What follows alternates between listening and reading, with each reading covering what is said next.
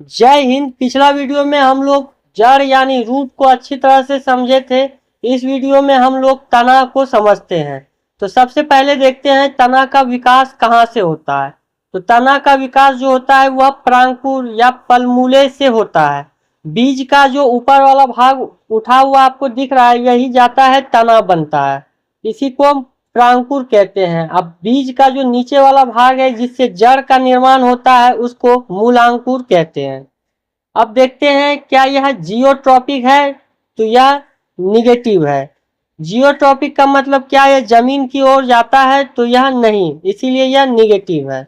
इसका फोटोट्रॉपिक जो है वह पॉजिटिव है। फोटोट्रॉपिक का मतलब क्या, यह सूर्य की ओर जाता है, तो इसका जवाब होगा हाँ, तो इसीलिए यह पॉजिटिव है।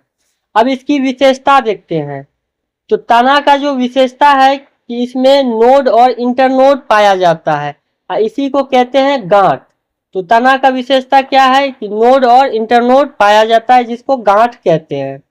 देखिए, पेड़ को जो है सबसे ज्यादा क्षति तब पहुंचता है जब उसका तना छील दिया जाता है, पूरा तना। देखिए, पत्ती अगर नहीं रहेगा तो भी कोई दिक्कत नहीं है, पेड़ को उतना ज्यादा क्षति नहीं पहुंचेगा। क्योंकि पतझड़ के समय में पेड़ का सारा पत्ती गिर जाता है, फिर बरसात का सीजन आता है, पत्ती सब उग जाता है। लेकिन अगर किसी भी पेड़ का तना छील देते हैं आप, तो सबसे ज्यादा पेड़ को क्षति पहुंचता है। तो अब देखते हैं तना कितने प्रकार के होते हैं। तो तना जो है वह 3 प्रकार के होते हैं। पहला होता है वायवीय, दूसरा होता है अर्धवायवीय, तीसरा होता है भूमिगत तना। तो सबको एक एक करके समझते हैं। तो वायवीय जो है यह लगभग 95% पेड़ में पाया जाता है। इसको जैसे आप इसका उदाहरण देख सकते हैं, आम हो गया, नीम हो गया, बरगद हो गया, जामुन। वायवीय उसको बोलते हैं जो वायु के संपर्क में हो, ये पूरा हवा में रहता है। हवा में मतलब जमीन जमीन के अंदर नहीं रहता है, जमीन के ऊपर रहता है, इसीलिए इसको वायवीय कहते हैं। इसमें हवा लगते रहता है बाहर का। तो ये लगभग हर एक गाछ में आपको यह तना देखने को मिलेगा, इसीलिए लगभग 95% पेड़ पौधे में यह तना देखने को मिलता है। इसका उदाहरण आप ले सकते हैं आम, नीम, बरगद, जामुन आदि, जितना भी आप इसका उदाहरण देख सकते हैं। दूसरा तना को समझते हैं। दूसरा तना है अर्धवायवीय। इससे समझ में आ रहा है कि आधा तना जो है वह जमीन के ऊपर रहेगा और बाकी कुछ तना जमीन के नीचे रहेगा। जैसे इसमें आता है घास, जलकुंभी। घास को देखिएगा, घास जब हम लोग काट लेते हैं, नीचे जमीन में सटा के भी घास को काट लीजिए तो फिर घास उग जाता है। लेकिन वहीं हल्का जमीन के अंदर जाके अगर घास को काट लेते हैं तो घास दोबारा जन्म नहीं पाता है। क्यों? घास का तना जो है हल्का जमीन के अंदर रहता है और हल्का जमीन के बाहर रहता है। आप इसका जलकुंभ भी दूसरा उदाहरण देख सकते हैं। पानी सबके ऊपर पे जो यह बड़ा बड़ा पत्ता वाला घास जो दिखता है, इसी को जलकुंभी कहते हैं। इसमें भी क्या होता है कि कुछ तना पानी के ऊपर रहता है और कुछ तना पानी के अंदर रहता है। तो अर्धवायवीय आप समझ गए होंगे। अब तीसरा देखते हैं भूमिगत तना। भूमिगत का मतलब है कि धरती के नीचे तना होगा, उसी को भूमिगत तना कहते हैं। इसमें आ जाता है आलू, ओल, अदरक, लहसुन।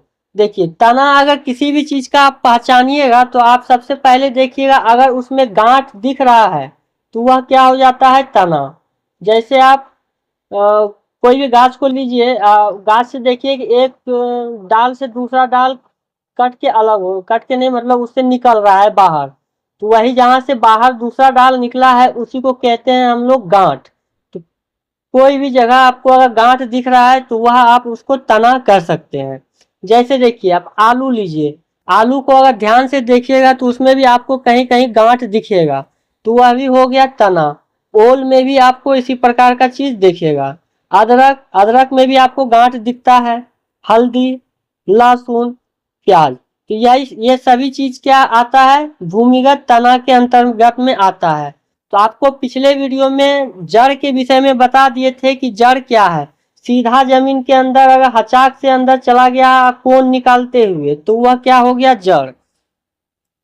जैसे उसमें क्या क्या ले लिए थे, मूली ले लिए थे, गाजर ले लिए थे, शकरकंद ले लिए थे, तो ये सब चीज जड़ हो जाता है। कोना निकला हुआ है तो वह जड़ हो गया। लेकिन अब आलू जो है, आलू का कहीं कोना नहीं निकला है। आप आलू को ध्यान से देखिएगा, या फिर ओल, अदरक, हल्दी, किसी भी चीज को ध्यान से देखिएगा तो उसका कोना आपको नहीं दिखेगा, तो इसीलिए वह जड़ नहीं आता है। लेकिन आपको उसमें गांठ जरूर दिख जाएगा। तो गांठ अगर दिख रहा है तो वह क्या हो गया, जड़। अगर सीधा कोना दिख रहा है, हचाक से जमीन के अंदर चला गया, तो वह क्या हो जाएगा, जड़। लेकिन अगर गांठ दिख रहा है तो वह हो जाएगा तना। ठीक है, यहाँ तक तो आप समझ गए होंगे। अब देखते हैं जमीन के अंदर जो तना पाया जाता है उसका कुछ प्रकार है। क्या है, एक को बोलते हैं कंद, जिसको खाद्य भी कहा जाता है। इसका लगभग भाग खाने योग्य होता है, इसीलिए इसको खाद्य कहते हैं। इसको कंद भी कहा जाता है। तो इसमें आते हैं आलू और ओल। आलू को देखिए, पूरा आलू को हम लोग क्या होता है, छिलका ही उतारना होता है, बाद बाकी सारा चीज क्या होता है, खा लेते हैं, खाने योग्य भाग रहता है। तो कंद में क्या हो गया, आलू और ओल। दूसरा होता है प्रकंद। प्रकंद को गांठ कहते हैं। यह अदरक और हल्दी में होता है प्रकंद। तीसरा होता है सलकंद। सलकंद, यह इसमें जल सबसे ज्यादा पाया जाता है। तो इसमें आ जाते हैं लहसुन और प्याज। आप प्याज और लहसुन में देखते होंगे पानी इसमें बहुत ज्यादा आपको देखने को मिलते होंगे। तो भूमिगत जल के अंदर तीन भाग, भूमिगत तना के अंदर तीन भाग हो जाता है, कंद, प्रकंद और सलकंद। कंद में आ गया आलू ओल, प्रकंद में आ गया अदरक और हल्दी, सलकंद में आ गया लहसुन और प्याज। एक बार इसको रिवीजन कर लेते हैं। तना तीन प्रकार का होता है। वायवीय, जो पूरा धरती के ऊपर रहेगा, पूरा लगभग 95% भाग यही पाया जाता है गाछ वृक्ष में। दूसरा हो गया अर्धवायवीय, ये आधा जमीन के ऊपर रहेगा और थोड़ा जमीन के नीचे रहेगा, इसमें घास और जलकुंभी भी आ जाते हैं। तीसरा हो गया भूमिगत, इसमें आलू ओल अदरक हल्दी लहसुन प्याज आ जाते हैं। आई होप कि आपको यह टॉपिक अच्छी तरह से समझ में आ गए होंगे। मिलते हैं अगले वीडियो में, तब तक जय हिंद।